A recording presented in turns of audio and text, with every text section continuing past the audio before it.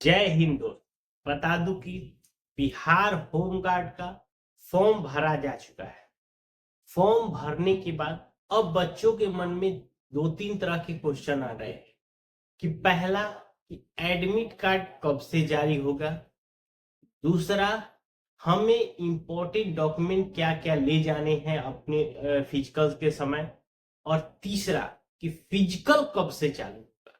तो आज मैं इस वीडियो में पूरा डिटेल्स के साथ बताने वाला हूँ कि आपको क्या क्या डॉक्यूमेंट ले जाने हैं, कब से फिजिकल होगी, सारी चीजें। तो इस तरह की वीडियो पाने के लिए हमारे चैनल पर जरूर सब्सक्राइब करें। देखिए, एडमिट कार्ड कब जारी होगा इसके बारे में हम बात करेंगे। पहले हम डॉक्यूमेंट समझ लेंगे। देखिए, सबसे पहले आपको ये लिस्ट डॉक्यूमेंट है, इसको आप स्क्रीनशॉट मार, अगर नहीं है तो नोट डाउन कर लीजिए। देखिए, पहला आपका होगा 10th का मार्कशीट, ठीक है।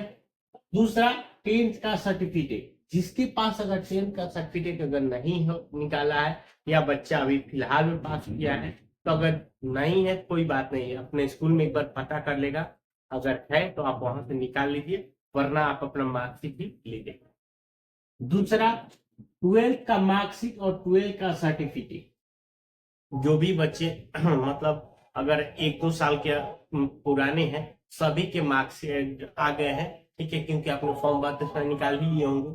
तो ये डॉक्यूमेंट। उसके बाद देखिए, ध्यान रखिएगा, जो बच्चा अपना ग्रेजुएशन ऑप्शन चूज किया, मान लीजिए उसमें एक आया था कि हायर क्वालिफिकेशन आपका क्या है, तो आया था कि आपने ग्रेजुएशन, तो यदि ग्रेजुएशन आप किया है तो आप ग्रेजुएशन का सर्टिफिकेट ले जाइए। यदि कोई पीजी किया है तो पीजी वाला भी सर्टिफिकेट का मार्कशीट कम से कम आप देख लीजिए।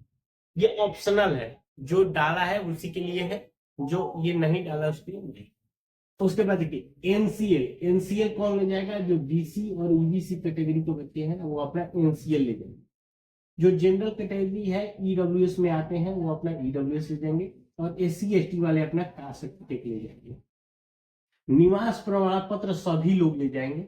उसके साथ फोटो ले जाना है 6 फोटो, वही ले जाइएगा जिसपे आपने फॉर्म भरते समय अपने डेट ऑफ बर्थ के साथ बनाया।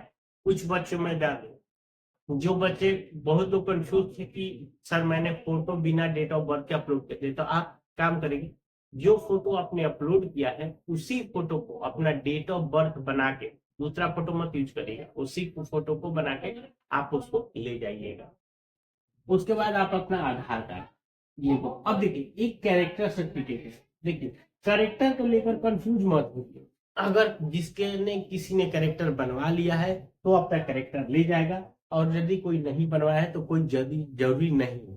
तो आप इस कैरेक्टर को लेकर ज्यादा चिंतावार मत होइएगा कि मेरे पास कैरेक्टर नहीं है या मेरे पास कैरेक्टर है तो अच्छी बात है, नहीं है तो भी कोई दिक्कत वाली बात नहीं है। आप इतने डॉक्यूमेंट्स को आप लेके, अब देखिए, आपका जो एडमिट कार्ड है, आपको पेपर के माध्यम से आपने देखा होगा कि ये लिखा गया है कि 23 अप्रैल तक आपका एडमिट कार्ड जारी कर दिया जाएगा। यानी हो सकता है कि 23 को हो या एक दिन आगे पीछे, माने इसी अनुरूप में, क्योंकि ये सूचना पेपर के माध्यम से दिया हुआ है तो ऑफिशियली वेबसाइट पर भी नहीं है, लेकिन फिर भी आप इसके लिए प्रिपेयर रहें कि 23 अप्रैल तक आपके एडमिट कार्ड आने वाले हैं। इसी मतलब 23 से 25 के बीच में हो सकता है, दिन डिले हो सकता है, जो भी है, लेकिन आप इसके लिए तैयार रहें। अब रही बात फिजिकल का, देखिए फिजिकल भी आपको बता दूं कि 1 मई से आपका फिजिकल स्टार्ट होगा। अगर यदि 23 को एडमिट कार्ड आ जाता है तो आपका, आप इसके लिए तैयार रहिए कि 1 मई का आपका फिजिकल होगा। हो सकता है कि जिलावार अलग हो, कि रोहतास जिले का अलग है, भोजपुर का अलग है, बक्सर का अलग है, नालंदा का अलग है, वो अलग बात है। उसके साथ ये भी हो सकता है कि बच्चों को लॉट में बोला जाए। एक साथ पॉसिबल नहीं है कि मान लीजिए एक जिले में 10,000 से ज्यादा बच्चे फॉर्म करें, 10,000 को एक साथ बुलाना पॉसिबल नहीं, तो इसलिए हो सकता है वो डेट वाइज बुलाए, कि कुछ बच्चे, मान लीजिए 500 बच्चों को 1 तारीख को बुला रहे हैं, 500 बच्चों को 2 तारीख को बुला रहे हैं, तो इसी हिसाब से इसीलिए एडमिट कार्ड जारी किया जाएगा कि वहां पे ग्राउंड पे बहुत ज्यादा भीड़ ना हो, और भीड़ इकट्ठा होने के वजह से आपको बहुत सारी दिक्कतें आ सकती है। इसीलिए इन्होंने एडमिट कार्ड प्रॉपर जारी करके निश्चय मिला है, ताकि उनको जो है उनको भी दिक्कत ना हो और आप लोगों को भी।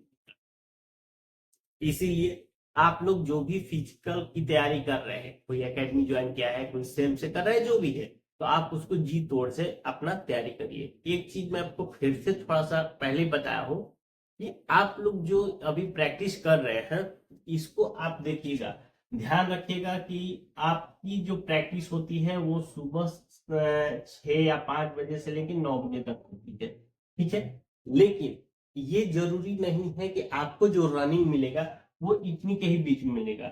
हो सकता है आपको 12 से लेकर 3 के बीच में भी आपको रनिंग का टाइमिंग मिल सकता है। तो इसीलिए आप अपने को इसी हिसाब से भी प्रिपेयर करिएगा। इसके लिए मैं आपको फिर से इंटीमेशन कर रहा हूँ।